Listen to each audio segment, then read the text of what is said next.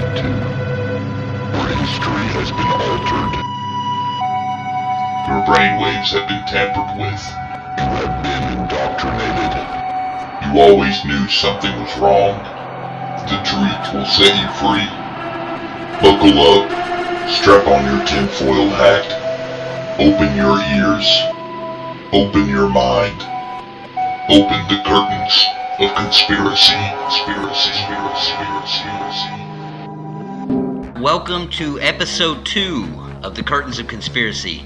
I'm one of 2 hosts. My name is Nathan Gibson. And I'm Eric Zimmerman. And today, as promised from episode 1, we're going to go into parent civilizations, or ancient as we can talk about. This is much more of Eric's thing as far as archaeology and discoveries and yada yada. This is really something he knows more about than I do. So, all right, Eric, where do you want to start this off at? I think the biggest conspiracy when it comes to our history is, who are we? Why are we here? How did we get to this point? And where did we come from? There's a lot of inconsistencies across the board when it comes to all of those categories, especially what our true history is, how long we've been here, how we have gotten to the point that we're at. There's a lot of gaps, and there's really, in my opinion, there's no theory that quite connects all the dots. Evolution, there's too many discrepancies there. It seems like there was something done somewhere along the lines that kind of sped that process up for us specifically. Sure. So I guess I would like to start at what we know as the beginning of civilization, and for the longest time I think that was agreed upon to be the Sumerians. They were kind of the original archetype for what a civilization is. They had culture, they had art, they had pottery, they had a system of writing, they had a written language, they had domesticated animals, they harvest crops, they had religion. And for the longest time, that was it. That was kind of where we crossed that threshold from being, nomadic hunter-gatherer tribes and became a stationary, okay, we live here, we do things to support this area, we are now a civilization. And I don't think that that's necessarily true. I think that there's a lot of evidence to support that civilization, as how we define it, goes back much further. Right, and just to put it all in context for people listening that maybe aren't as versed into Sumer or Mesopotamia, that we're not talking about a little tribe. We're not talking about some tents and a couple of stones stacked on top of each other. We're talking about a massive... These monuments have a number of things in common. First and foremost, enormous blocks of stone, gigantic, weighing hundreds of tons. Secondly, very precise, scientific astronomical alignment. And thirdly, the greatest mystery of all, we don't know who built these monuments. We don't know when they were built, we don't know why they were built, and in most cases, we have absolutely no idea how they were built. Civilization, like huge. Do you think it would be fair to say that there was at least 1 million people possibly living in Sumer? Yeah, absolutely, without a doubt. And doesn't it also seem like it was like the hub of all culture, of everybody? Like everybody was there or close to there. Yeah, that was pretty much it. That was the centralized hub, like you said, from which everyone branched off. According to, mainstream academia, that was it. There was no other place like it before, and it contributed to pretty much every great civilization to come afterwards in one way or another, whether it be religious beliefs or trade practices or emulating their artistry and architectural designs or pottery. Definitely their writing, their language. Every other language after that seems to have branched off in some way, shape, or form from theirs. Very, very big civilization, very important civilization. But was it the first civilization? There's plenty of evidence to support that Göbekli Tepe was older. Now, I want to say before we even talk about Göbekli that it's very civilized, very, just like we just talked about the culture, artwork, astrology knowledge, craftsmanship of architecture. All that was very advanced, even in Göbekli Tepe. Which is 6,000 years older than Sumeria. Right. Here's my personal opinion. Göbekli Tepe, apparently when they found it, it was, now, once again, I don't know how they came to this conclusion, but they said it was purposefully buried. It doesn't look like it naturally had gotten buried. No, absolutely not. And that's interesting. Why would Yeah. I don't know what could have happened that would make someone want to try to hide it. And what's suspicious to me, Nate, is that there's tons of instances of things being buried and or located underground in Turkey, which for me it's very intriguing. Like, why are they burying these structures? Why are there underground cities? One that comes to mind is Derinkuyu. It's this massive underground complex in Turkey that was built to house thousands of people, with ventilation shafts that were carved into the rock leading up to the ground level. It goes 4 or 5, maybe even 6 stories down. They had places for livestock to be kept. They had religious temples or areas. They had housing areas. It's very clear either they're hiding from someone or they're trying to preserve it for one reason or another. Is this purposefully built underground, or is this over time now it's underground? No, it's not like Göbekli Tepe in that instance where it was purposely buried. It was absolutely 100% intentionally carved underneath the ground. That makes me think either A, you're building underground because you're terrified of something on the surface, or B, you build it underground to avoid a catastrophe. Right, absolutely. And that's kind of what I like to think. They knew something was coming, something was getting ready to happen. Almost like they're trying to warn us of every once in a while impending catastrophe. Yeah.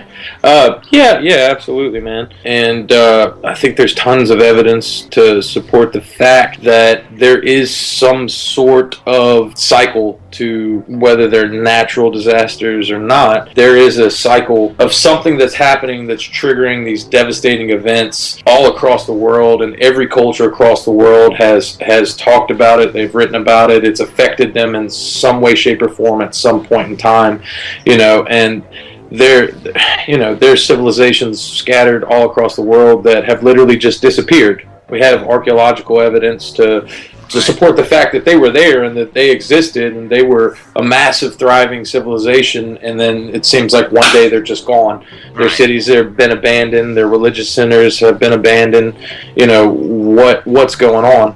Right, and it's not even good theory to say that at one day they built this massive structures and lived this whole lifestyle, and that one day they just said, "Hey guys, that's enough. Let's just leave and go live in caves for a while." Yeah, exactly. Let's abandon everything we've worked for the last couple hundred years, and go start over somewhere else. Yeah, grab some chalk. We're gonna draw on some walls and caves now, and right. I think it'll be better this way. Well, as far as catastrophes go, right now, I try to fart less and I try to breathe as little as possible because I don't want to contribute to global warming.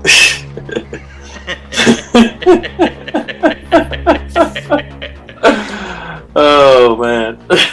But hey, if everyone could do their part, man. I know I definitely haven't curbed my farts. For all of our listeners out there, if you could just, instead of farting 5 times a day, bring it down to 3, and then eventually try to get it down to just 1. Just one little squeaker, and that be it. And I believe we can, really make a dent in this climate change. Man, if I just tried to hold it down to 1 a day, it wouldn't be a little squeaker, Nate. I would probably achieve lift, honestly.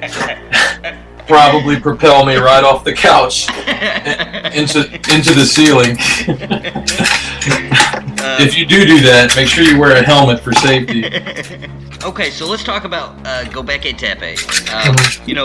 It's old, 12,000 years old, according to modern science. And while we're talking about how old some of these civilizations are, it's very hard to accurately pinpoint the age of some of these because it's hard to measure rock. Right. Well, you can't carbon date rock, Nate. Right. And the thing is, it's not necessarily hard to date a lot of these sites. What's hard is for the people at the top of the pyramid to agree. Right. That's what it is. We have the evidence. It's just convincing the people that have been running the establishment for all these years this is right and that they're wrong. Right. Göbekli Tepe has they have some really good artwork. There's a human-lion hybrid, several carvings of that remind me of the Sphinx. Yeah, absolutely. Kind of dominates the Göbekli Tepe culture, these mushroom-headed people. Do you know what I'm talking about? I might have seen something along the lines. I'm trying to think. They're represented as other than human, as an interdimensional or an intergalactic creature. Someone who came and taught them agriculture and things like that. And that's kind of a common theme that I've found with ancient civilizations, is that they identify there was an intervention. They were taught these advanced things. They didn't naturally learn them, that they were intervened with and taught. Mm-hmm. So that's a common theme I want to establish throughout this episode, is that there was intervention.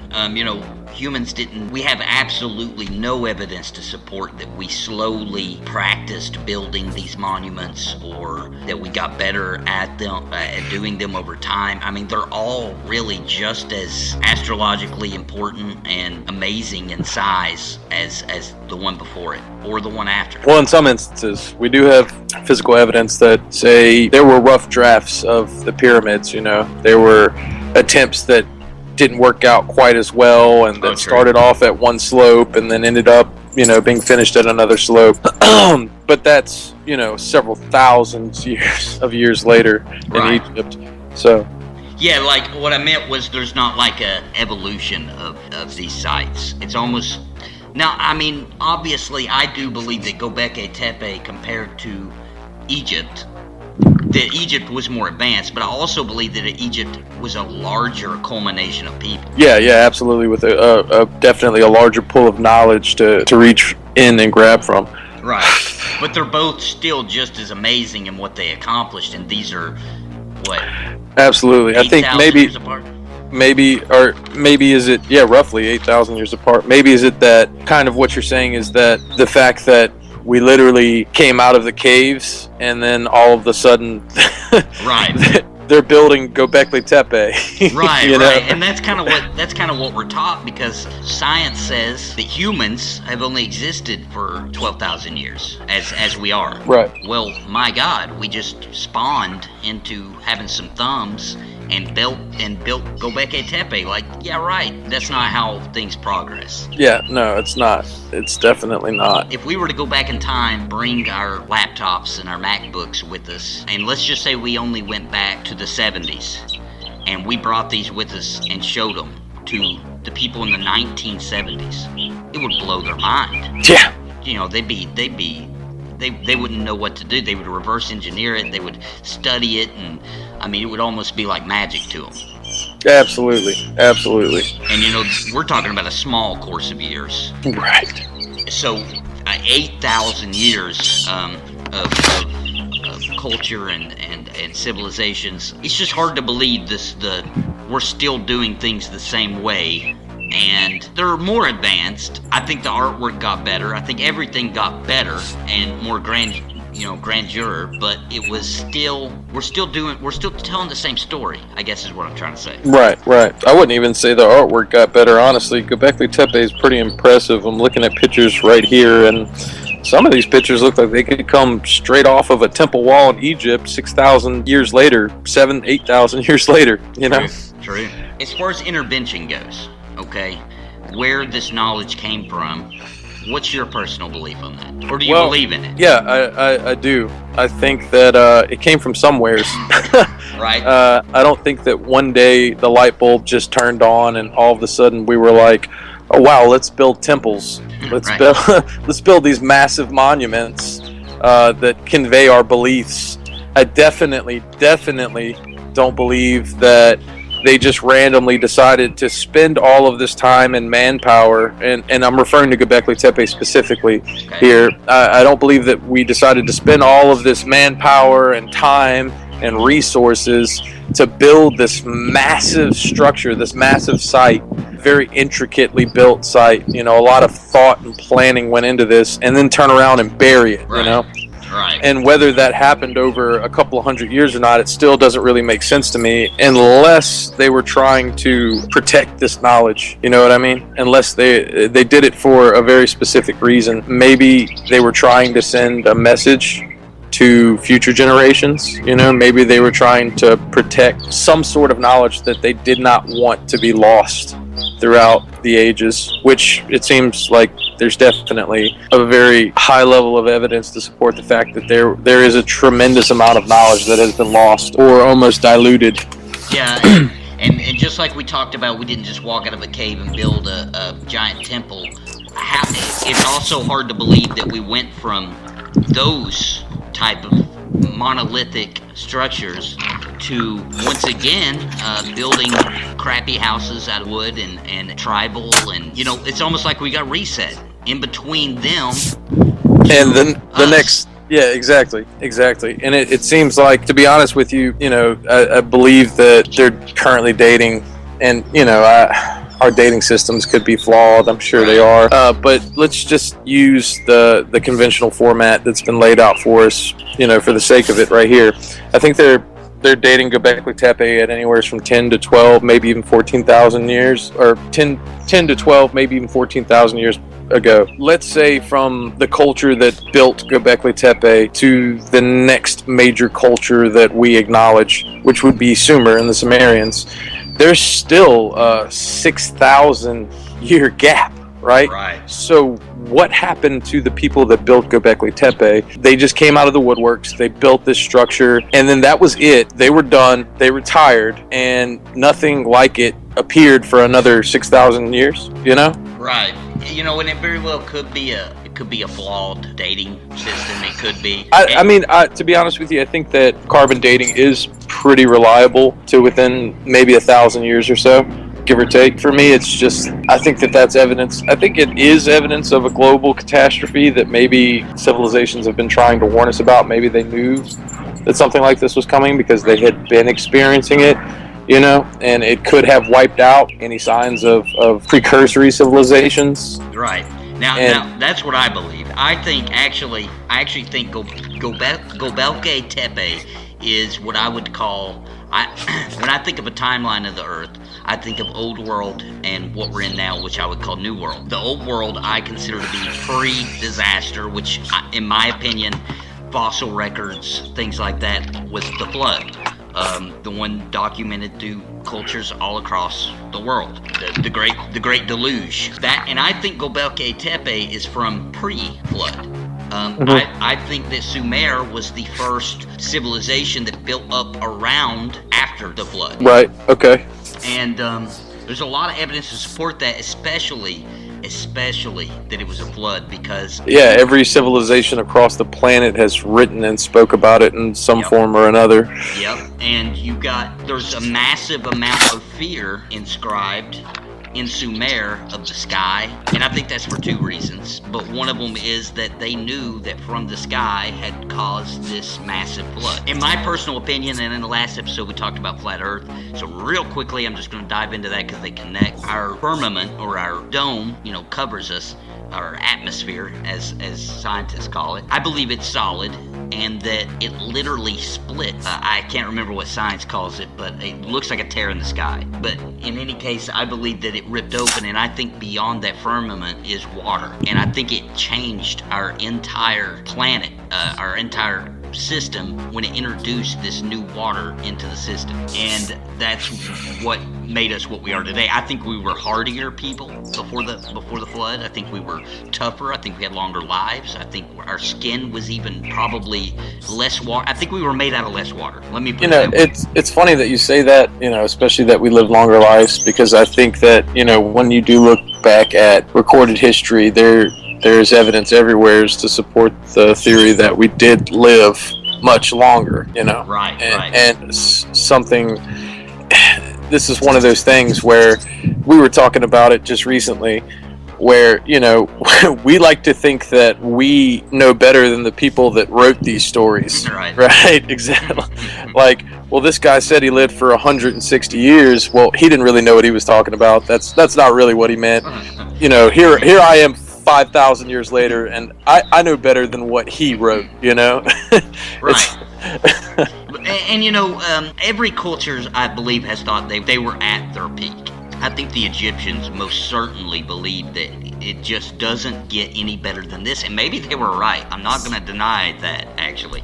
Yeah. But I believe that even the Sumer believed this is the ultimate. We've built this, King Nimrod or Osiris. This is my kingdom. Look what I've done. So I can't really fault us for it. I think it's silly, especially when we have so much evidence of these ancient civilizations trying so hard in a language they worked so hard on so that it could be translated in picture form and telling stories in a way that they felt like anybody could come back and figure this puzzle out. And they tell us how they did these things. It's documented how they built these structures, but we still squabble over pulleys and ropes and massive amounts of slaves and all this. Right. Why don't we just take their word for it? Yeah, take their word for it. And their word for it they're the ones that did it. Exactly. Why would we discredit the creator of the structure and how they said they did it? I don't understand that logic. But it is a scary logic. Maybe that's why conventional science doesn't want to pick it up, because it's scary, because it would induce certain fears. I think that this is probably a topic for another time, because we could both go on it forever and ever and ever. But this is my problem with religious fanatics. They want to teach their own, first of all, teach their own. Right. But my problem with it is that you want to take something that was written several thousand years ago and you choose to believe that from a literal standpoint, which is fine, but then you don't want to believe the rest of recorded history from the same period, from the same time, from a literal standpoint, and it's you can't pick and choose, you know what I mean? Right. This means what it means, they said it this way, this is the way that we're going to interpret it, this is the way that we're going to adhere to it and believe it. Well, why not take that same standpoint towards everything? Well, I think that the reason that's going to be hard is because I'm going to take everything that I learn from any other source and I'm going to be a skeptic about it. All right? I'm going to evaluate it based on what I have found to be the truth. So then I'm going to interpret any other knowledge based on that, what I consider a fact. Some of the stuff I'm going to talk about today, I'm going to be biblical. I'm going to get a little biblical and extra biblical, Book of Enoch, etc. But everything I'm going to talk about on that subject today, if I was to approach absolutely any pastor about, he wouldn't discuss it with me. He would refuse. Questions from the fans! My preacher didn't tell me anything about no fallen angels or watchers or any of this Anunnaki. I'm pretty sure he would have told me about that. Well, unfortunately, it's a little conspiratorial and probably not a good debate or something your preacher probably wants to get into, maybe for fear that you would be cast out of the church and replaced, or maybe just because it is so controversial. But my friends, if you are a believer, then you might want to take a second look and do a little research, because the answers are all there. Yeah, well, that's one of the problems with religion. Religion has taken what's been there and built upon it to suit their own needs, whether, it be for the greater good or for any other reason. Exactly. Okay, so let's go back to talking about how they claim to have done some of the things they've done. There is a overwhelming amount of evidence to support that the Sumer, and actually Göbekli Tepe all the way through to Egypt, to ancient Egypt, has agreed that they were intervened, that there was these people who looked like humans but were much taller, had longer lifespans, greater knowledge, insane technology, and that they came literally from the heavens to teach mankind these things. The Anunnaki, if I'm even pronounced, that's how I've always pronounced it. Anunnaki. Yeah, Anunnaki. Now I'm gonna be moving through various cultures here to talk about it, but let me start with the Book of Enoch, which says basically there was these angels and they were watchers. Okay, they were here to watch mankind, and some, not all, as man began to multiply, they kind of liked the women. They thought they looked pretty good, so they thought our monkeys were sexy. Well, these weren't monkeys. These weren't monkeys. These were. I gotta throw that in there. A very near and dear friend of mine once broke it down to me like that. He had a very, very, very basic and very basic viewpoint on how we got to where we are. He said, look, man, this is the deal. The aliens came down to Earth. They thought our monkeys were sexy. They impregnated our monkeys, and now we have humans, and we're just a crossbreed, and that's it. These angels, they basically, they liked it. Not all of them, but some of them had a little meeting. They said, hey, we're not supposed to be doing this, but I want to, and let's get together on this, and we'll all go down and we'll do our thing, and we'll make wives of them, and we'll have our own offspring, and what have you. Now, they went down and they did just that, and they created what in many cultures across ancient civilization would refer to as the Nephilim. And the Nephilim Children of the gods. Yeah. Children of the gods. Many names, yeah, but hybrids, basically hybrids of this extra-dimensional or extra beyond our scope creature with humans. Right. So once they did that, these hybrids became gods to us, to regular humans, okay? Because they were bigger, they were larger, they knew knowledge we didn't know, specifically the actual Anunnaki. They were actually here present for the creation of everything. So they literally knew everything about science, astrology, all that. And they began to teach it to us and put it into practice and telling us how to build things, teaching us where astrological signs are and how they move through the skies, all of that.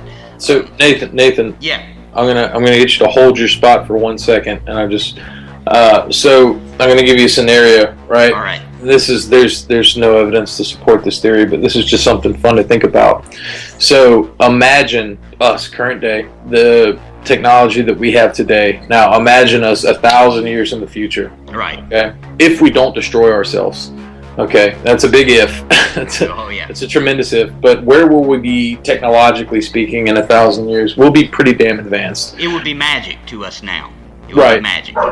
Well, just imagine the capabilities that we would have. We will probably have figured out speed of light travel, maybe even time travel, and something that's interesting to me is that you're saying this and you're saying that, they were much larger, they lived longer. Yeah, we'll probably in 1,000 years have figured out how to pretty much live forever. At least, the people in power will be able to live for as long as they want, essentially. But, something that kind of stands out to me when you were talking is that it says that they were much taller. And if you look at history, we're much taller today than we were 200 years ago. Yeah, the average height, even 100 years ago, and we live much longer today than you would 100 years ago. Sure. So that's almost a corresponding pattern there. You're going to live longer and you're going to be taller for whatever reasons it may be.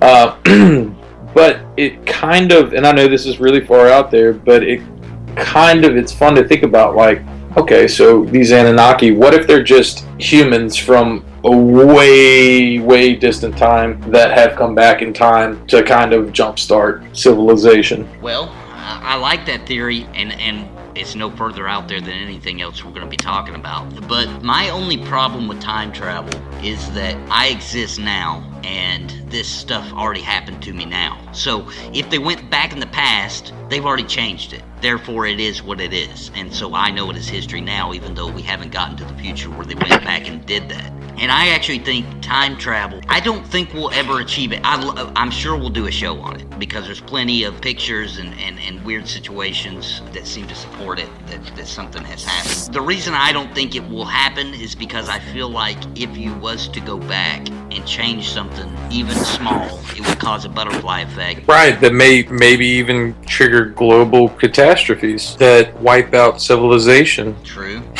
But just saying. You know what I mean? All right. But it's not that far of a stretch. Think about it like this. All right, so we go back in time and we teach these people ancient knowledge, advanced knowledge. Mm-hmm. Then history's altered. Therefore, we exist now, and we haven't went back in time now, but that history's still there. Time passes. Well, when it gets to the point where they would have went back in time and changed it, well, it's already changed now. Do they need to even go back now? It's kind of like a closed loop. is it not a trending pattern within civilization that we think that we can do it better, you know? Sure. I mean, look at us today. We think that we're more technologically advanced than the Egyptians because we can build skyscrapers, you know, and the bottom line is that our skyscrapers will fall and those pyramids will still be standing. Right. You know? It's kind of like a human Homo sapiens hubris, you know. Our fatal flaw is that we think that we know better and that we can do things better. Right. You know. That's definitely a part of human nature. Right. You know, if we was to interview a random person off the street and say, when's the most advanced time of human civilization, they would say right now, today. Like that's this it. Minute. That's it. I don't think that's true. I think we were more advanced. I think we've lost a lot of knowledge and a lot of I agree 100%. But I do also live life as if this is the best because I'm here. I mean, well, this is the best that we know. This is the best that we know, you know. That's right. It. This is the best that we know. You know, there's tons of theories on the Anunnaki and what they are. Of course, the most popular today is that they're aliens and that they came down and imparted some wisdom to us, and that they came from the planet Nibiru or Planet X that has like an elliptical orbit, yeah, that just cuts within through our Mars. solar system.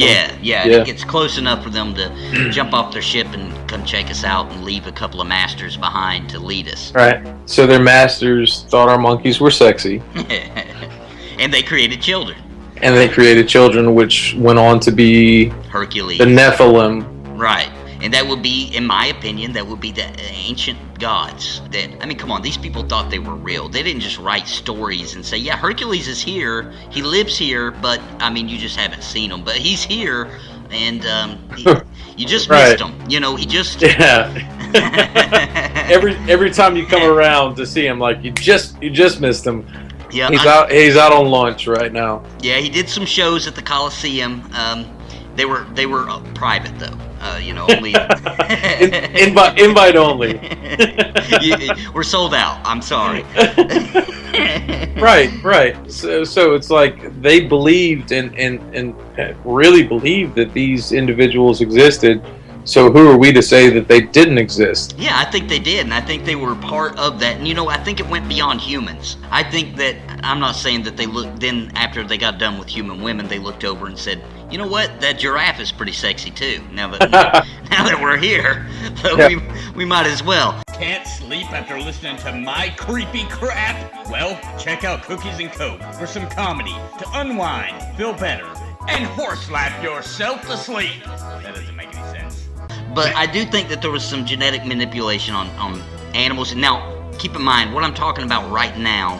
I would say there's a lot of evidence to support that theory. We can get into that later. Go ahead and continue. But. Yeah, everything as far as the manipulation, in my opinion, this was very heavy in the, what I would call the old world, pre-deluge, pre-catastrophe. And I believe it got so out of control. I believe it got just totally outrageous. I believe there was creatures... what's some of these mythological creatures? You got minotaurs, centaurs. You have griffins. I mean, there's all sorts of like cross species hybrids. And where, you know, I mean, we could have just made that up. You know, I could make a creature up by mixing a couple together, but it seems like there's... It's funny because I could mix a lizard and a giraffe and get a dinosaur, pretty much, you know? Right. So, you know, I believe there was some tampering, definitely, genetically, by the... Experimentation. Yeah, the Anunnaki. I think that they did a lot of things. And I think that got to a point where it was mostly wiped out after the catastrophe, and maybe remnants of it remained in some form or another for a little longer. Kind of like almost somebody was pissed off, right? Like a supervisor, and, you know, like they're not around all the time. Let's just say that, you know, let's just say that they come and they check in every couple thousand years, you know what I mean? Whoa, what's going on down there? You know, they leave you in charge, and you're overlooking, you're supposed to be overseeing, you're trying to make sure that these creatures don't destroy themselves, you know, and a couple thousand years, what's that to them? Nothing, you know. Right, that's a lunch break. Right. Yeah, it's a lunch break, but let's just say, you know, you don't feel like taking lunch that day. You get a little bored, you're like, you know what? we're going to change a couple things around, see what happens, make things interesting.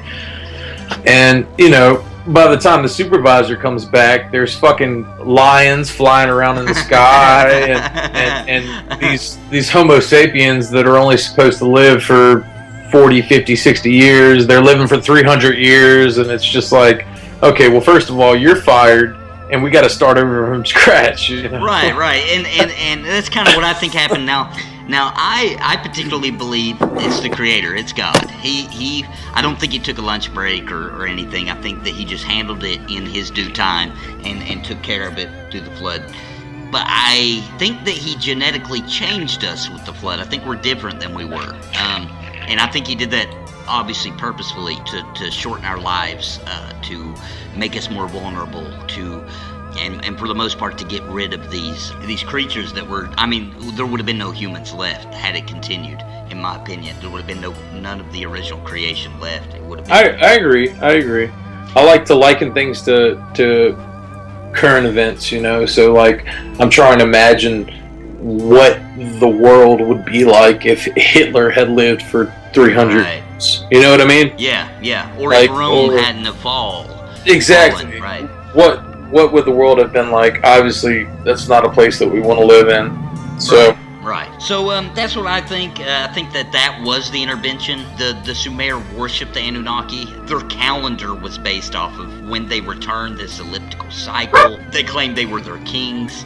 All that. But now the interesting part about that is that Sumer, from the timeline, would have been after this catastrophe, right? Yeah, after a catastrophe.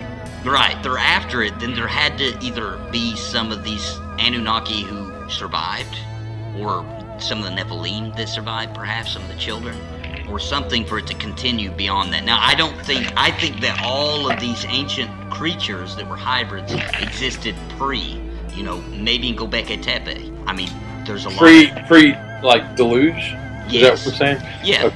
And that it exists after as well, but the real crazy, just insanity of it was pre-flood. Yeah, it makes sense. I mean, if you think about it like this, like hybrids everywhere, right? Right. So a flood is going to wipe out the majority of them. Right. Yeah. You know, there are those ones that might have been better equipped to survive, and maybe they did. So after the deluge, as opposed to having a hybrid in control of every city across the known world, maybe now it brings you down from 20 or 50 or 100 to 5, 10, 20. And there's plenty of evidence to support that there's still hybridization going on today. Yeah. I mean, it gets way out there in conspiracy theory, but hey, that's what we're here to talk about. Yeah, and there's still some evidence to support it. And before you say it, I just want to say that I don't think Barack Obama is a resurrected Pharaoh hybrid. Oh no! That would be fantastic of a world, though, wouldn't it? It would. I still like to watch things like that, where it shows him. Oh, look, he's the Pharaoh of which one is it? I don't remember. Akhenaten. Yeah, okay, yeah, that's it. And they do the little comparison where they split his face down the middle. Yeah, which I don't know if you know who Akhenaten was, but Akhenaten was a very controversial pharaoh, and they tried to literally erase him from history. Not I say they, not the man, not modern day academia, but his people within the next 100 years of him dying literally tried to erase him from history because of what he tried to accomplish during his reign. Do you know what that was? No, I have no idea. He was probably the most controversial pharaoh in the history of ancient Egypt. He tried to bring Egypt from a monotheistic viewpoint to what I guess you could classify as a maybe quasi-monotheistic. You mean like? Wait, no, I said that wrong. Excuse me. Akhenaten tried to bring Egypt from a polytheistic viewpoint to a what you could I guess classify as a quasi-monotheistic viewpoint, as in instead of worshiping many gods that cover several different areas, we're going to worship one God that is over everything. Oh, Right, it was essentially the worship of the sun. And, throughout his reign, he did accomplish it, maybe begrudgingly. He converted Egypt to a essentially monotheistic culture. And then after he died, they literally destroyed everything that had to do with him. Temples, statues, recorded history, everything. They defaced his statues, they destroyed his temples, everything. And they brought back that polytheistic religious stance point in Egypt. wow. So he was a very, very controversial pharaoh, much like Obama was a very controversial president. But Now, I just why? What spurred that he was Obama? What in the world caused? I don't know, man. Image layover. I could think of you know who Steve Buscemi is? Yeah. Okay, I can take a picture of him and slowly overlay it to a picture of a Chihuahua, and it almost looks like Steve Buscemi is Right. one and the same with that Chihuahua. Yeah. You know what I mean? Yeah, well, they've done the same thing with, I don't know if you've seen it, they've done the same thing with Michael Jackson and the Sphinx. You've seen that? There you go. You know what I mean? Come on, man. Like, that's, it's funny, yes, but is it anything that you should actually believe? No, probably not. Coming up next episode on the Curtains of Conspiracy, Michael Jackson is the Sphinx of ancient Egypt.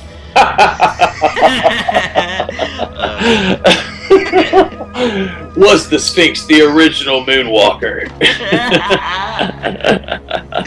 Alright, so, related. It's not going to seem like it at first, but if you bear with me, this is going to really juice things up for the episode, I think. So I want to tell a true story that you probably know about. It's a clone story. As we all know, they cloned the sheep, Sally, or whatever her name was. And then later on, do you remember the story they cloned a dog that had passed? Yeah, Remember I that? believe I did. Yeah, I do remember that. Yeah, so they brought this dog back. And here's where it gets interesting. So they bring this dog, well, I say they bring it back. They cloned the dog.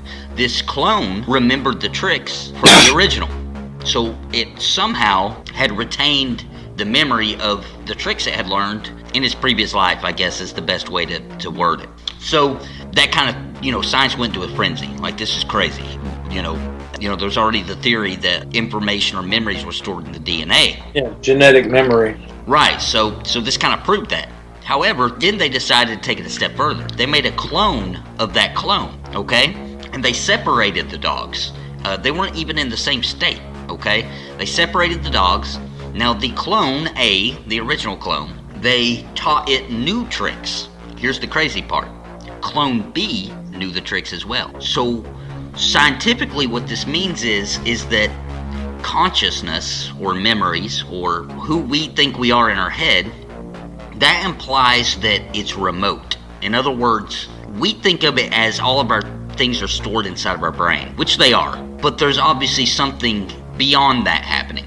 Because if Clone A learns a new trick, Clone B should certainly not know that trick. But he did. How this relates is there is an amazing amount of information and symbology and just basic knowledge around that there's a high interest in cloning some of these ancient rulers from the ancient civilizations. Some of the ones where they have active, or not active, they have DNA that was preserved well enough for them to have a good enough sample to do that. Right, yeah. And so... Which, it's interesting because there's kind of a current topic of debate in mainstream academia is why go through so much effort to preserve the body of a deceased pharaoh. Right. Because the Egyptians' belief is that the soul carried on to the next plane. Right. And they did believe in reincarnation, but do you want to be reincarnated into a body that has decayed? Right. And it's interesting because it's almost like they did, right? Like they wanted that body to last. They wanted the body to last, but the question is, like, why did they want that body to last? Because You don't necessarily want to be reincarnated into this old A zombie. this whole exactly, and that's it. So for what reason? Maybe Right. to preserve DNA, because maybe we could take that DNA and make you a new body to Right. be incarnated into. Were the pharaohs, or I'm sorry, were the Egyptians smart enough? Were they forward thinking enough and intelligent enough to know that one day we would have? They already knew about DNA. There's tons of symbology of the DNA strands shown as serpents, yada yada. They knew about it. They knew about genetics. Were they smart enough to know, hey, we didn't figure it out, but we got this far. One day, they will be able to take it much further steps, and they can bring us back. Do you think that they foresaw that? I mean, honestly, I think it's kind of, this ties into Göbekli Tepe. Like, why did they bury those monuments? Because this is something that maybe tomorrow we won't be able to understand, but in the future they will understand this, and maybe they will heed that warning. It's almost like evidence that they know that in the future things might be different, and ideas that we have today will become reality Right. in the future. Right. So, all right. For example, Einstein, who I think is a hack. I don't think he's a hack. I think he's a hack. I think that's going kind of far, man. It's No, I fucking think he's a hack. Einstein. He's Well, not a hack. He was I one of the don't know. smartest of the smartest. Now, did he sell himself and his ideas? Yes. Maybe so. Yeah. Well, yeah. I don't even know if they were his ideas. I think maybe they just handed him the information, told him to present him when he was the figurehead. And we have one right now. We have a living figurehead right now, dude. His name is Stephen Hawking. This guy is mentally retarded. He is not saying and speaking. We are not projecting with his tongue twitching these words in interviews as quickly as he says them. This guy is dead. That guy is a vegetable sitting in a wheelchair, and we're putting words in his mouth. It's the creepiest, darkest thing happening in society right now. I don't know about all that. I mean, you think he's twitching his tongue and saying these things? Like this is really coming out of his mind? No, man. Steven, he's got a keyboard. He's got a pad. And that sounds outrageous. It really does. Like, this guy can't talk, but he's got a custom-made keyboard that allows him to communicate his thoughts and ideas on a very in-depth intellectual level. Well, he But can't use the keyboard anymore. he can't? No, he hasn't been using it for like the past 15 years. He can't move. He can't control any part of his body anymore, except for he can twitch his tongue. And they claim that they have sensors on his tongue, so they can translate different twitches into the alphabet. They have guys now who that's their job. You can actually watch a video. The guy's amazing. The typist, the guy who's typing it out for the computer to relay the information. He's the world's fastest. Typer. Words per minute. But he's really fast. Like, it's crazy. This guy can do like a whole paragraph in 10 seconds, he's really good. I don't even know what his words per minute are, but they got to be outrageous. He's like drinking energy drinks, you know what I'm saying? Like, this is a sport, and he's just injecting Red Bull straight to the vein. Right. But supposedly, he's had, I don't remember the name of the disease that Stephen Hawking has, but he's had it since the 60s, or no, the 70s, and the longest case of someone surviving and having a mental stability with that disease is 4 years. Well, 80, 90, 2000, 2010, 2000. It's been practically 50 years. And the dude's still doing astrophysics, supposedly. So you're saying that they're just using him as a vessel to convey a message that they want heard. And I say they, as in, yeah. And he has a whole staff of medical team, and they take care of them and bathe them and feed them and all that kind of thing. And one of the staff had barely recently, within the past couple of weeks, past couple of years, had quit, and they claim that he was able to gurgle out 2 words. Do you know what those 2 words were, according to her, and this is why she quit? Oh, she kill me? Yes.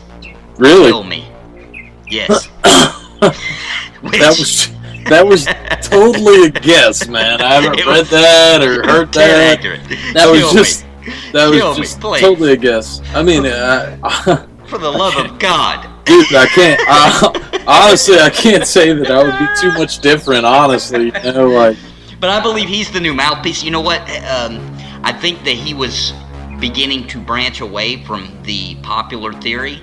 He kind of still does, though, in a way. That's a little bit. There's this argument about artificial intelligence and whether AI is going to be the end of, you know, the human race, because they will see the flaw in our nature and eventually, you know, get to the point to where they want to weed us out because we are destroying the planet. Right. You know what I mean? Like, we're the parasite. Exactly. That's how they'll view us, as a parasite that is literally just taking the life force off from this planet that we live on. And, you know, I see, you know, in any scientific headline, Stephen Hawking's like, yes, that is true. Like, artificial intelligence will eventually realize that they are A, smarter than us, and B, that we're a parasite sucking the world dry. So I don't know, man. It's kind of hard. That's a stretch for me. Okay, I understand. That's all right, you know. Yeah, that doesn't mean I'm right. And you know, it's not to discredit him as a person. He did amazing things long before this, and it's a terrible affliction. Yeah, it's a terrible thing happening to him, and if I'm wrong, I'm sorry, Stephen Hawking. I'm not trying to make fun of you. It's just, I personally find it hard to believe that you can't even swallow your spit and you're spouting out with twitching your tongue massive amounts of information at times. Yeah, it's wild. It's wild. I don't even remember how we got on that topic, but many listeners will question that. How did they get on that topic? Let me rewind it back and see how this happened. We're just going with the flow here. So, but do you think? All right. So there's a common theory out there about the bloodline of these ancient rulers. Okay, whether they be Anunnaki, fallen angels, aliens, whatever the theory may be. A lot of people kind of coincide on the fact that they believe they've been accurately continuing that bloodline. Like, for example, the American presidents. Okay, they're all related, all of them.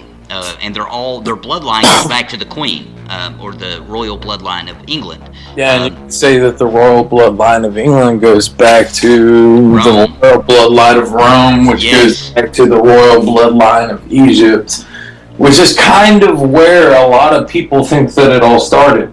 And that would make perfect sense to me too. I think it might have started back in Babylon, Sumer area. But regardless, that's totally, it doesn't need to, because the Egyptians are still telling the same story as the Sumer were, as far as where they got their knowledge. Yeah, absolutely. Technology. But what do you think about different names, same story. Do you think do you find relevancy in that? Yeah, I think that there's definitely a relevancy, the bloodlines continuing. Because it's kind of the families that are in control want to stay in control, and there's a pattern of that throughout prehistory into history into current affairs. I think that there's a very obvious correspondence or direct lineage between people that are currently in charge over the world to people that were in charge of the world centuries and even millennia ago. Almost undeniable. Right. Do you think that they believe, whether it's true or not, do you think that they believe that there's something sacred about their particular bloodline? I don't see how they couldn't, man. I mean, obviously you want your bloodline to succeed. You know, like, I want my children to be successful. I want my children to go to the best schools. I want them to have the best education. I want them to be successful, whether it's in sports or education or politics, whatever path they decide to go down. But I think that it's silly to believe or insinuate that everyone from my bloodline is going to be as successful as I want them to be. You know what I mean? Right. Like, you're going to have those bad apples. You're going to have those guys that don't aspire to the same level of achievement as you do. So how do we bypass that? How do we get past those individuals to continue on? Why? why do we continue on the bloodline? For a very specific reason, because those traits and are there, you know. The genes are there, and what are the genes? You know, what genes do they have that makes them better equipped to rule than you are or I am? Well, you take into effect any type of hybridization, hybrid humans, then if that was part of the bloodline, if you knew that your family line had, of course it would be decreasing over time, but you have in your blood of these ancient, knowledgeable race of creatures, and they were rulers. They knew things we don't know. That would give it more consistency. That would give it more of a reason, you know? Yeah. I'm a big subscriber of genetic memory. Like, I believe that we really and truly do carry on the fears and the knowledges and the practices of our ancestors, you know? Yeah, like, there's an inherent trait that humans, you see a spider or a snake quickly, you know, like your brain just, there's a snake, you know, from old survival. Absolutely. And it triggers certain things within our body, certain reactions for survival. And we were talking about when people fart, and you can't stand the smell of it, and you got to get away and all that. Well, they claim that's actually because of people trying to avoid disease. That it's just natural that your body's going to reject the smell of another person's bodily functions because it's a disease thing. Now, do you really get a disease from whiffing a fart? I doubt it. I don't think there's any. Possibly pink eye. True. Depending on how close you were to the point of excretion. So our genetics are built to just pink eye. That's got to go. Well, you know. We'll deal with the cancer and the AIDS, but the pink eye, let's go ahead and let's knock that out for good. We know what we can do to avoid that. Yeah, no, I mean, all joking aside, I completely see what you're saying, and I agree 100%. It's like, for me, for example, I have a very irrational fear of snakes. Okay. I don't like them. I don't like to touch them. I don't like to see them. When I do see them, I get very anxious, and it's completely irrational. I have no substantial foundation on which I can say, oh, this is why I'm afraid of snakes, you know? Right, it's not like you had a childhood experience. Never, not once, you know. I didn't grow up around them. I've had a very limited amount of interactions with them, but every time I was terrified for no good reason at all, when everyone else surrounding me was completely calm. And I think that it is, a very minor but substantial example of genetic memory. For some reason, wherever my ancestors came from, they had a very logical and sound reason to be afraid of snakes, and that was passed on to me throughout that genetic lineage, you know? Right, like encoded into you. Exactly. I know that you've seen some of the imagery portrayed in various cultures of what appears to be rockets, launching pads, astronauts, things like that, right? Yeah, absolutely. Or what we would be comfortable describing as astronauts or launching pads, etc. Right, and of course, at the time of them inscribing that, I'm not sure what their viewpoint would have been on seeing something like that, you know? How could you have a viewpoint? Yeah, exactly. To experience something that you've never seen before, that's a very unique experience, so I imagine that you would try and liken or attribute it to something that you were familiar with, right? Yeah, exactly. The thing that gets me is so if we take into account, we say that it was these beings and they came and they helped actually with technology and various methods of moving these huge blocks across large distances and all this kind of thing, then wouldn't it seem like, though, that the civilization would come to kind of see that these are, like, they would think they were tricks? Like, well, this is a trick that they figured out how to do this. Yeah, absolutely. Or would they attribute it to magic and just say, well, they're magical creatures? Well, that would probably be the more correct answer. Yeah. It's just, all right, so the pyramids, I'm going to assume, even using advanced technology, that, because, you know, the common factor, or if you just go to Google and type in, what's the purpose of the pyramids, it's going to tell you they were tombs for the pharaohs. Right. And that requires that it be built within the pharaoh's lifespan. We don't know if the pharaohs were human or not. I personally don't think they were. I think they might have been hybrids. But if they were, then, I mean, that doesn't give you much time to work. Now, they could have used advanced technology to get it done in that amount of time. But I'm just not so sure that the pyramids were just a tomb.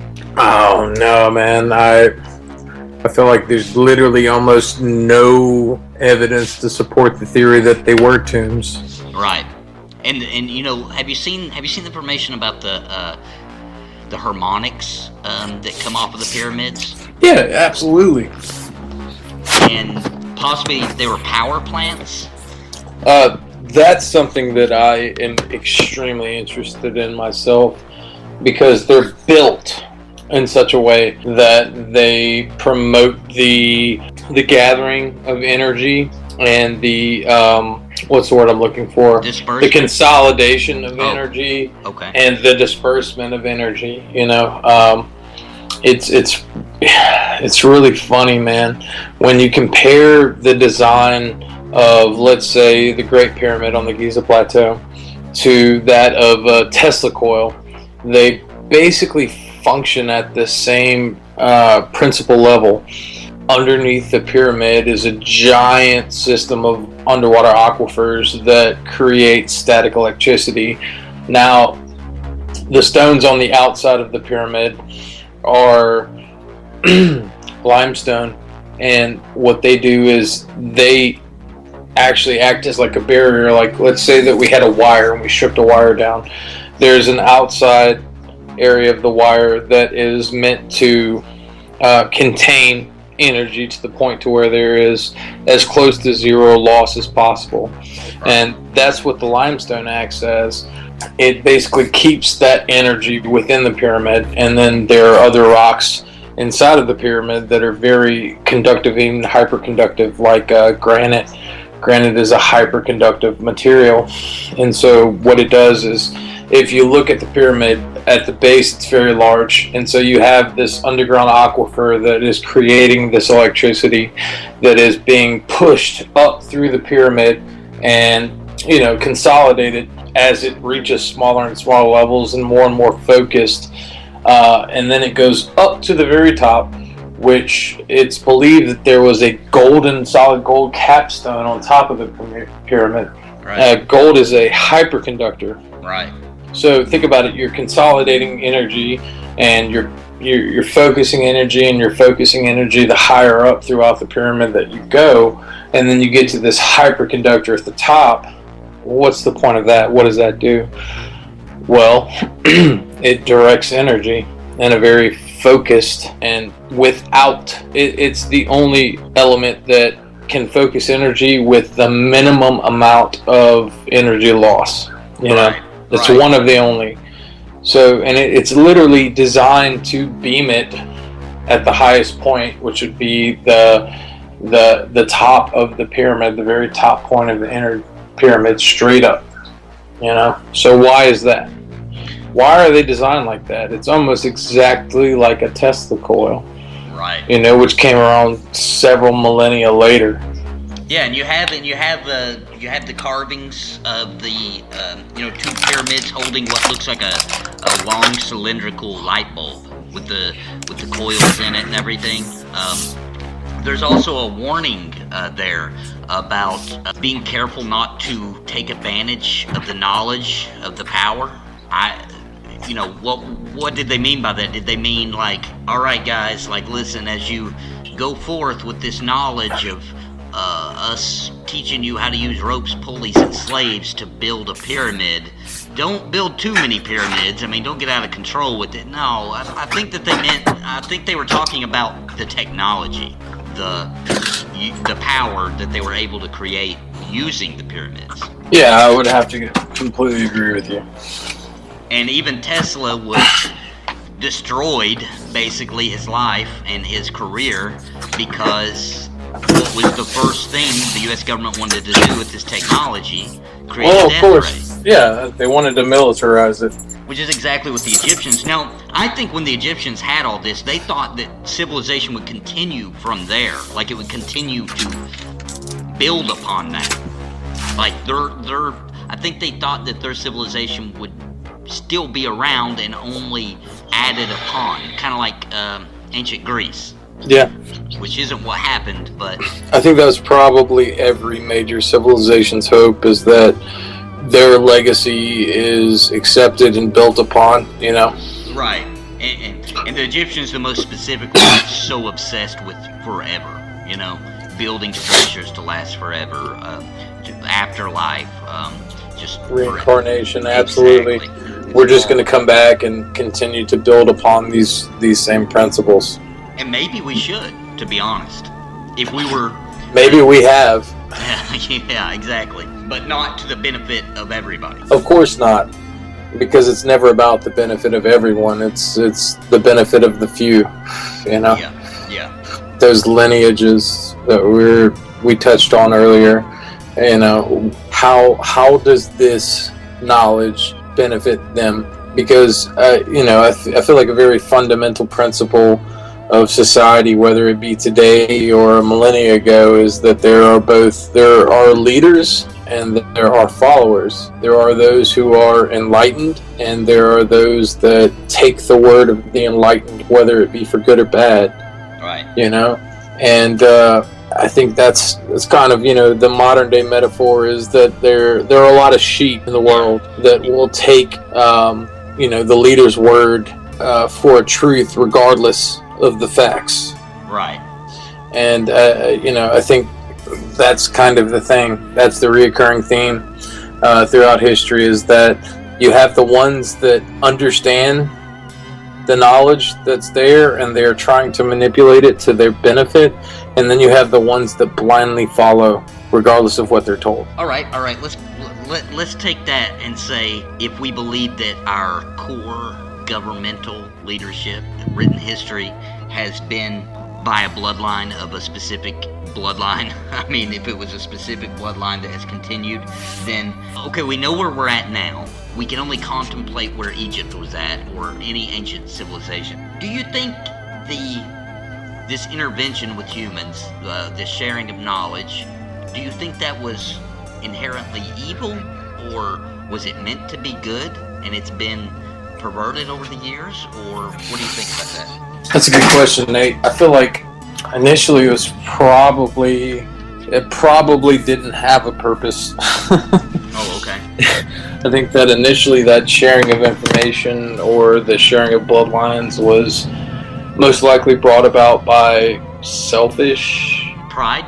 Yeah, sure. I think that once the little guys, us, had access to that information, then it became a more deliberate thing, you know? Right. Then it became more of a tool for mass manipulation and control. I think that initially it probably started off as, to go back to it, and it's very simplistic, but they thought our monkeys were sexy. You know? Whether they were monkeys or Neanderthal or whatever. And then it was their children. So then there was a shift in the reasoning of what to do, you know? Yeah, absolutely. If all right, let's say you and I, we find a wormhole, let's say, okay? And we go through the wormhole and we end up on another side of the galaxy, on another planet, okay? Right. And when we come out, there's cavemen, let's just say, very archaic beings that live on the planet, okay? Mm-hmm. we realize we can travel back through the wormhole and come back here whenever we want, okay? So we don't feel trapped, or we don't feel like we're in a situation where we have to get our resources from this new planet or anything like that. And with the knowledge we have and we know, we could do a few parlor tricks. You know what I mean? We could we could bring a lighter with us and, you know, oh look, I can control fire. Encino Man. Right. We could fire off some fireworks and make them think we knew magic. We could, I mean, there's a lot of things. We could bring gadgets with us and amaze them, you know? Yeah, sure. I don't think we would reach, I think we would probably be killed. I don't think the beings would liken us to gods. I think they would kill us. I think they would think we were evil, that we brought something with us that isn't natural.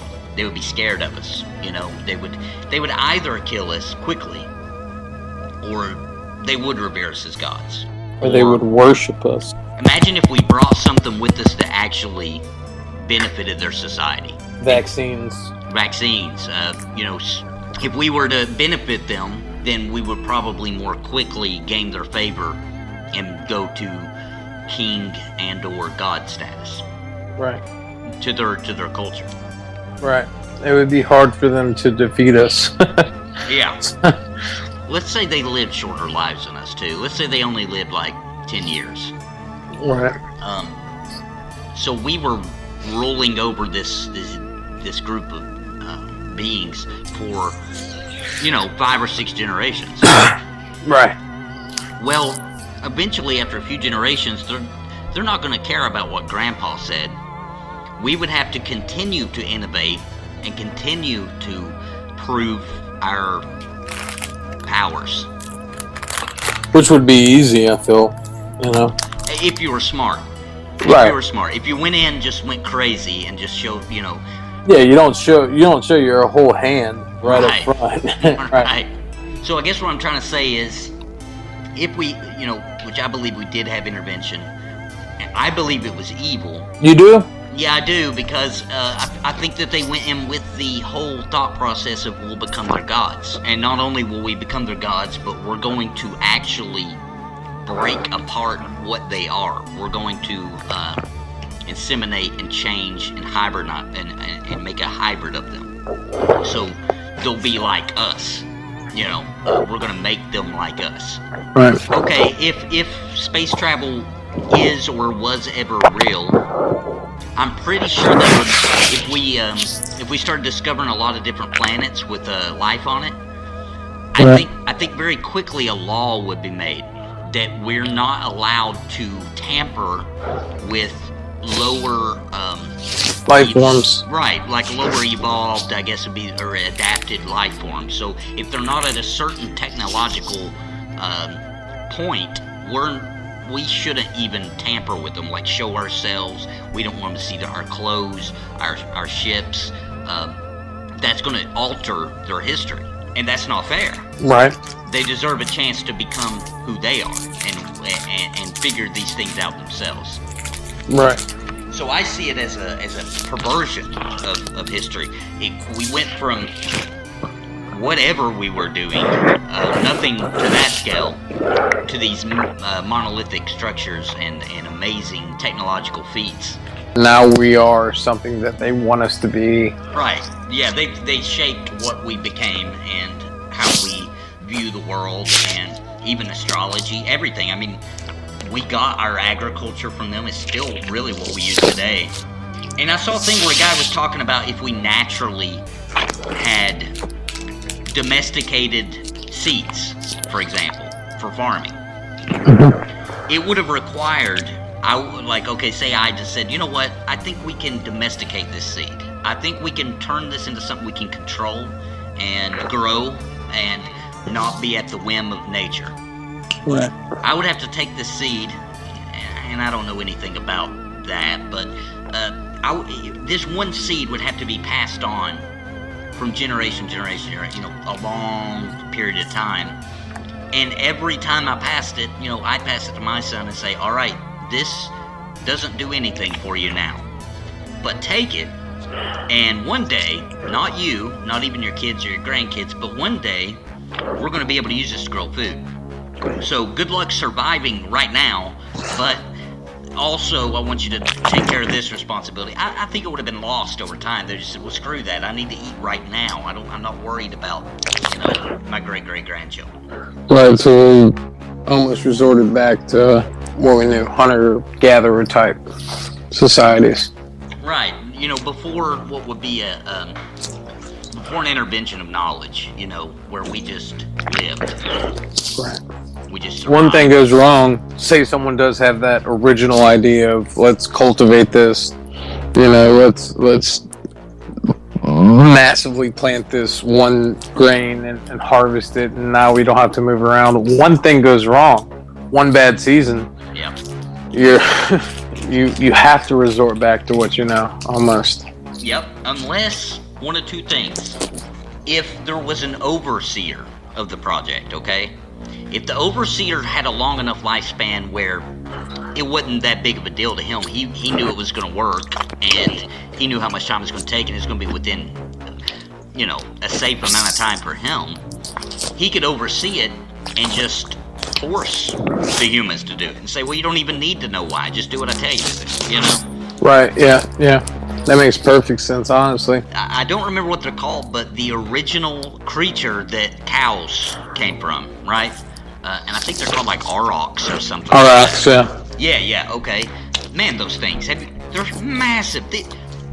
I would never, nobody could convince me or 30 of my friends to go out and all right, we need to go and capture this thing. And we're going to force it to have sex with a certain one. And, yeah, right, these things were beasts. I'm not going to go out there and do that just for a little promise of, hey, one day people will be eating McDonald's, okay? This is totally worth it.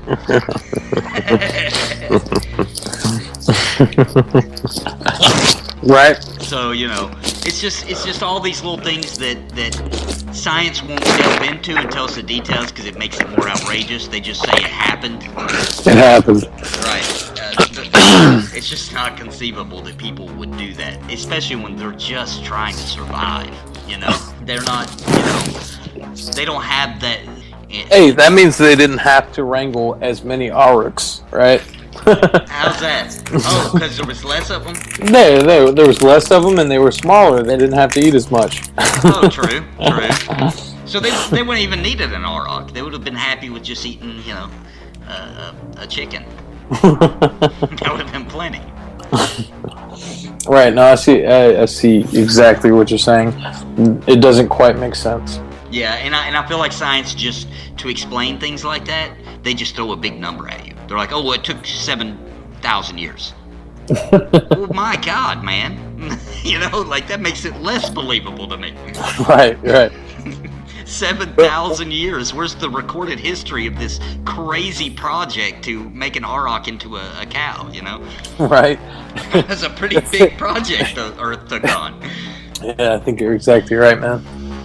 Where's the evidence to support that? Right. There isn't any. There isn't any. There's we got pictures of aurochs, and then we got pictures of cows. It just happened. It was pretty quickly. Which, if you have some sort of prior knowledge on how to domesticate animals and how to domesticate wild grain and this, that, and the other. You still there? Yeah, I'm here.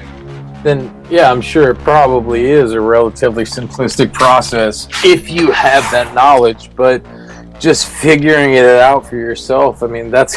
Yeah, now on the opposite scope of that, there is one time humans did do that, and I believe 100%, because it's a little more near and dear to us. We did take a creature and completely, almost grossly changed it, and that would be the wolf to the dog. Now, we did that. Yeah, but that's not something... Well, that's the thing. We have a very detailed recorded history about how that process took place. Right. And that's not quite as complicated as, I don't even know if this is the correct term, is seed husbandry and animal husbandry. That as far as things like aurochs and all that kind of thing. Basic food for large civilizations, wolves, I think, it's pretty much clear that we just used them for hunting, things like that to help us, make it easier. And really, the whole process of making a Chihuahua from a wolf just kind of happened by people wanting different things, and breeding to get where they got, breeding in and breeding out certain characteristics. Yeah. So some people use that though as a example to explain how we did it with livestock. Yeah, and it's a relevant example. It is. That's something that we slowly but surely figured out over the course of 1,000 years. Right. I don't think that they had Chihuahuas in ancient Egyptian times. Right. The Sumerians very particularly give complete claim that these people from the sky gave them the knowledge on all of that. I mean, that's how they documented it. That from agriculture, astrology. That's how every civilization documents it. Exactly. Yeah, and somebody came down and taught them these things. This wasn't just something that they. Well, tonight I know nothing about it. Tomorrow, holy shit, I'm an expert, and I can do it. Yeah, and these beings, they had names, they had personalities. You have Enlil of Sumer, Marduk, Enki. There's a lot of them. These were, at least everybody has to admit that these people believe they were real. Yeah. Sure. 100%, and I believe they talked with them, seen them. There's plenty of tablets of even the way they would communicate, that the Anunnaki would talk to the king or the priest, and the priest would relay the information to the scribe, who would just sit there and just quickly, and that's how they made their written language.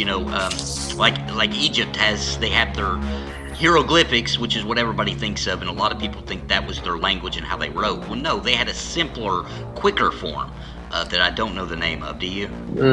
Hieroglyphs are the symbols. Right.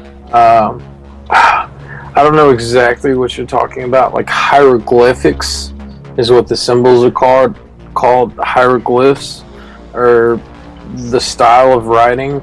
But then there were like several deviations of hieroglyphs, like quick form, Coptic hieroglyphs, and but see, like Coptic hieroglyphs were almost like a combination of Greek and Egyptian, Interesting.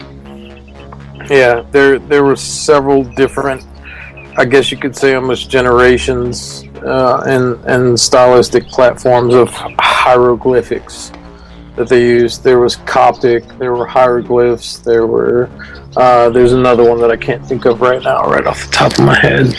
And thankfully, we should be very thankful that it was broken down that way, because that's how we was able to translate, was by going backwards and seeing the changes of the languages slowly progress. So we were able to, probably not 100% accurately, but we were able to decipher what was being said. Correct. So it's actually a very good thing that things worked out that way. I think honestly all these civilizations used pictures because they had an understanding that their language may not last forever. And they wanted us to have a visual representation to tell the story as well. Yeah, absolutely. I would have to agree with that. Unfortunately, all right, here's what I think of this all the time. All right, let's say you're at Red Lobster, okay? And no big deal, you're going there, you're getting a bite to eat. You're standing outside, you're smoking a cigarette, right? And in front of the restaurant, there's a fountain, and it has some woman. She's wearing some robes. She's pouring, she got a little vase in her hand, and there's water. That's where the water pours out. Okay, and no big deal. You're not thinking about that. It's not. It just looks nice, and it's supposed to be a nice restaurant, and that's that. Now, if let's say our civilization was utterly destroyed, and we vanished from the face of the earth, right? And all traces of us, thousands of years pass, and they come upon the ruins of that Red Lobster, okay? And they find that that statue has miraculously survived enough for them to piece it back together. Right. And they know nothing of our civilization. They would have a hard time probably understanding our language. There would probably be documentaries of a paper laying on my desk right now that is a report card for my son, and they would, who knows what they would think that meant, you know? Who knows what stories would be told? Oh, this was the laws of the land, and this man who lived here, this was where he stayed during the hot climate changes, and these were the laws he studied and wrote. You know, who knows? It could be anything. But that statue, would they say something like, "Oh, all the people used to gather and drink from here"? You know? It's very true, man. It's so true. It's so relevant. It really is. Because, you know, a lot of this is a guessing game. Unfortunately, I want to believe that it's not. There's some real, you know, deep scientific research being done. It's just, I feel like I've been alive too long, and that's one statement right there. You know, we've been lied to for so long and about so much. Yeah, I just feel like I see how people really work, and we will throw some imagination. I mean, that's what the show's all about. I mean, we'll throw some imagination and be like, you know, well, the evidence supports that this statue was just there. I mean, there's no reason. It was just because it looked pretty. Oh, right. No, we can't. That's boring. All right, so here's the deal. My supervisor says that this thing is where this entire civilization got purified water from. That they were so advanced they could purify water, and this was a goddess here, a woman. Really, it was just the mascot for the current period Popeyes. You know, they sold an awesome lamb gyro there, and that was their spokesman or the spokeswoman, the woman that originally developed the recipe for that lamb gyro, and now she was a goddess. Yeah, she was huge significance. You know, the whole everybody. It's the equivalent of a civilization 1,000, 2,000 years from now saying that Ronald McDonald was our god. Yeah, right. This creepy painted face. They were emulating aliens that they had seen, and that's it. They must have looked something like this. Their feet were much larger than a normal human's. That's how we know it's not a human. Oh, God, I love it. If we were to just take the civilizations at their word, specifically Sumer and Egyptians, if we just take them for their word on how they did it, and I think that would be the best way to go, being that they did it. I think they know better than anybody how they did it. Uh-huh. If we take it just word for word or by what the pictures seem to portray, then there were huge people that weren't actually humans, that literally lifted large blocks because they were massive, and had better strength, and literally built these things. And that's what the pictures seem to imply. They're very careful about how they showed it. Like they have like a little tiny person, a big huge giant, and a giraffe. You know, just to show you like this is the scale of these people. And then there's artwork of them actually stacking the temples and building them. With humans helping, you know, you can see smaller people doing some labor, but it seems to dominate that the larger beings were the ones doing the hard stuff. Right. Which is fantastic and also not fantastic at the same time, because it's fantastic to think about that they were using some kind of crazy technology that we know nothing about. But it's also fantastic that there were things that weren't humans right amongst us, and interacting with us, and even if it's not just brute strength, because they were building these things for astronomical value. So there's that, and the alignment of all the sites. This is over thousands of years, you know. Right. If you were to take them to their word, and then you begin to think about that they were the kings and pharaohs from this bloodline, and that it's continued to bleed into today, literally the bloodlines of our leaders, then you take into effect the advancement of cloning technology and where we've come there, and you've got to figure if these people believe they're from that bloodline of something extra human, they would want to bring them back. They would want to make them the masters again, wouldn't you think? Yeah, sure. Especially if there's some level of genetic retention.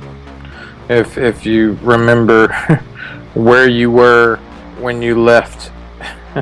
Yeah, and that's what I'm not sure of. Now, the dog cloning story seems to suggest that there's some level of it. I like to think of it like if you were to ask a question to them, they would know the answer, but maybe not know why they knew the answer. Right. That's just my theory, but absolutely no backing or scientific study that would prove that, but that's just how I feel it may work. Or like we were talking about earlier with the memory stored in DNA, like the information's there. Can you decipher it and gather that information from it? Right, which would be very convenient for the powers that be. Yes. To bring someone back that knows the answers, and you can kind of fill in how you want to answer what. Like Stephen Hawking. Exactly. Just you know the answer. Here's the question that we want you to answer. You know the answer. Yeah. A lot of people, for various reasons, believe that Anunnaki are returning. Some people think that the planet's going to intersect back through, and they're going, that it's on a cycle. And I got to say, if that were true, because the texts say that the Anunnaki were big on making us into a worker race, so that we could mine gold and that sort of thing, and collect it all for them, because gold's precious to them too as a conductor. If that's true, people like us, we're in big trouble. I mean, how are we going to explain ourselves? And they're like, hey, you're supposed to be getting gold. What have you been doing? Well, I've been managing a little store here,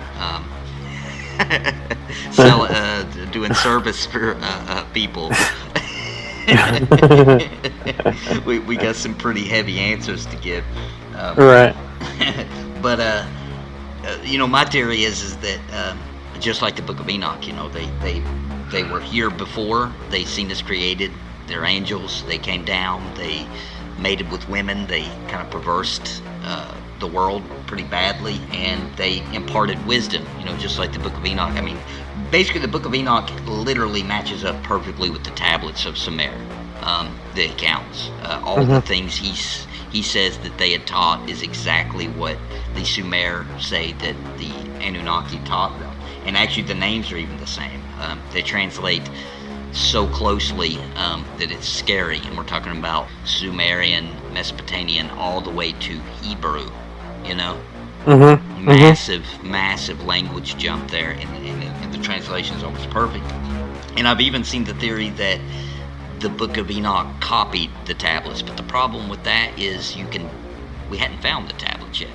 So now you can't copy something until you have it in your hand to copy it. So I believe they connect well because they're both correct. You know what I mean? Just their interpretations were different. The Sumerians were seen as aliens with rocket ships and flight, and how else would they describe it besides putting wings on these creatures? Because every time they do a picture of the Anunnaki, they have wings. I think that was just to say they can fly. Just so every time you see them, you're like, oh, these are the creatures that can fly. Right. I personally believe that they are going to return. I think that it's been the goal of the elite, the Illuminati, the shadow government. I think that's been their goal all along, and I think all of our scientific discoveries and research has been geared on some level to bring back their masters. Yeah, could be. It definitely could be. I mean, that makes sense to me, man. And Saddam Hussein, that was something else I wanted to mention because I thought this was very bizarre. When we went into Iraq and to find the weapons of mass destruction during Bush's era, There's paintings found in his palace. You can look it up. They're very interesting, and it's these big murals of himself offering, like shaking hands, offering gifts to the Anunnaki, and he depicted them exactly, identical to the way that the Sumerians had them. It's identical. And that raises the question, was the U.S. invasion of Iraq for weapons of mass destruction really a recovery of some kind of found Anunnaki technology? Could have been, because we definitely didn't find any weapons of mass destruction. No, not that was emitted. Definitely not nuclear capability weapons, apparently. Right.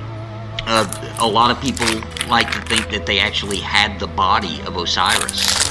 I've heard that as well. Yeah, and now some of those get a little crazy, like his head's in a jar and all this kind of stuff. And it's interesting, Osiris being many different names. Baal, Nimrod. Definitely a very powerful king during somewhere around the Sumerian time frame. And possibly the original, and also mentioned biblically as the, great grandson of Noah, I think? Yeah. Something like that. And he was the bad guy, he was the tyrannical, super powerful. He claimed he had figured out a way for himself to become a god, which is pretty classic, really, for that time period. He seems to be the gold mine. And there's it's its own little research thing about Nimrod being a connection to a final Antichrist. Really? Yeah, he matches all the descriptions. My personal opinion is that how it happened, there was some sort of intervention. There was something that kind of gave us an evolutionary boost in a predetermined direction. It almost seems, it is. It's very deliberate. It's very mathematical. We needed to be here. We weren't there yet. Poof, almost seemingly evolutionary speaking overnight. We're there. Culture, worshiping gods, things that don't just come out of nowhere all of a sudden overnight. We have them. I believe that we were somehow genetically manipulated or boosted in a certain direction for a certain purpose. Now, to serve what purpose, I don't know. Maybe it was just a process of speeding up the experiment, the humankind experiment. Maybe it was just as a labor force to help someone else get what they needed from our planet. I'm not quite sure. There's a bunch of theories out there that that really kind of make sense to me. Okay.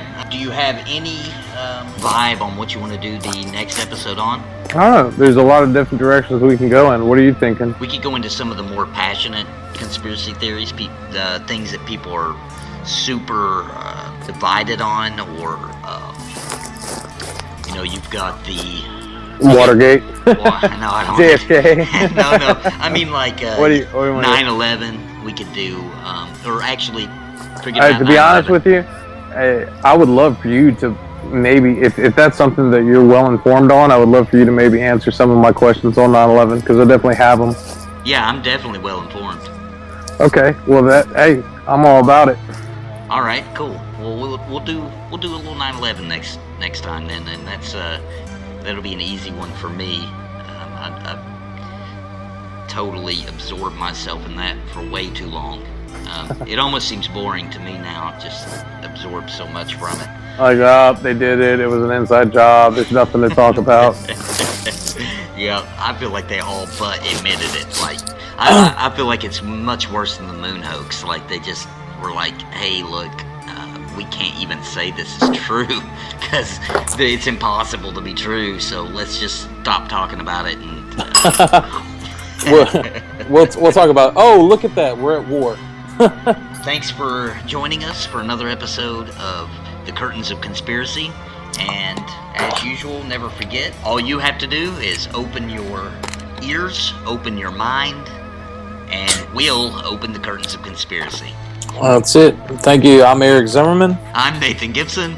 And tune in next time for more Curtains of Conspiracy. You have been lied to. Your history has been altered. Your brainwaves have been tampered with. You have been indoctrinated. You always knew something was wrong. The truth will set you free. Buckle up, strap on your tinfoil hat, open your ears, open your mind, open the curtains of conspiracy.